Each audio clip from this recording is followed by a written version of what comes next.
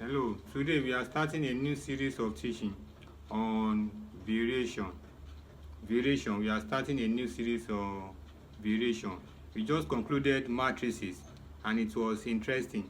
So let's begin a new series of teaching on variation. And in today's lesson, we are looking at direct variation. We have four types of variations that we are going to be looking at. The first one is what we are looking at in this lesson, which is direct variation. So what is direct variation? Direct variation is used to show relationship between two quantities such that as one of the quantity increases, the other also increases. And as the first one decreases, the other one decreases. Direct variation is a relationship between two quantities such that as one decreases, the other one decreases. As the other one increases, the other one also increases. Such that the symbol of variation is this. So anytime you see this sign between two quantities, it shows that the quantities are directly proportional to each other. Let's look at this example to use it to explain direct variation. The first one, you have C. This symbol means is directly proportional to n. C is directly proportional to n, and C is 28 when n is 4. Find the formula connecting C and n. You can be asked to find the formula connecting C and n, or to find the relationship between C and n, or to find the equation connecting C and n. Either of the three sentences that they use, they mean the same. Formula connecting C and n, equation connecting C and n, or relationship between C and n. So how do we get that? You have C directly proportional to n. In mathematics, you cannot work with this proportionality symbol. You need to remove that proportionality symbol and introduce a constant k. The constant that you will introduce in this case is k. So you must introduce a constant k.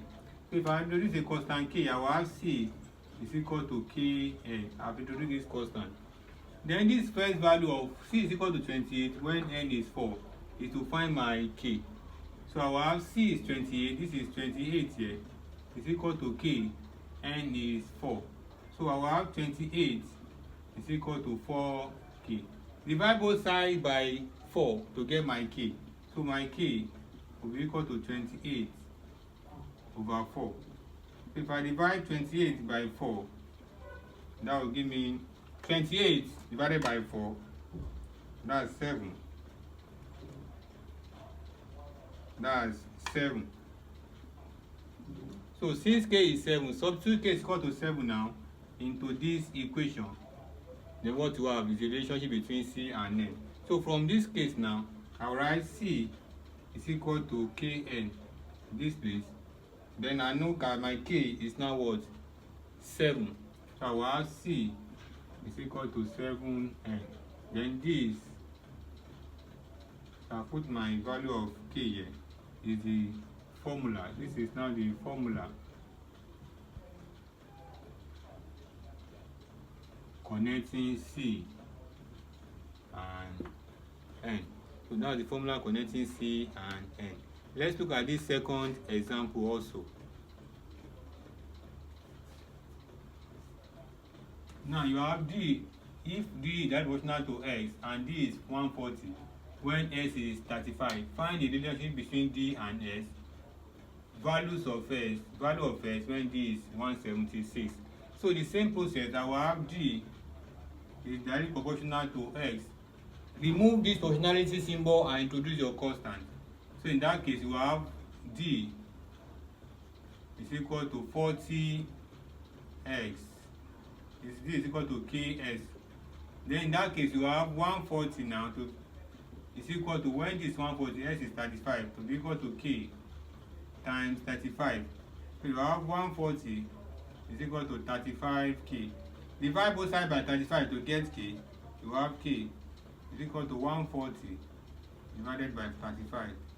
Then k is not equal to 140 divided by 35. So k is 4. So substitute k is equal to 4 now in this place to get your relationship between D and S. So you have D from this place equal to kx. So k is 4 now, we have D is equal to 4x. So this now is my relationship or formula between D and S. This is now relationship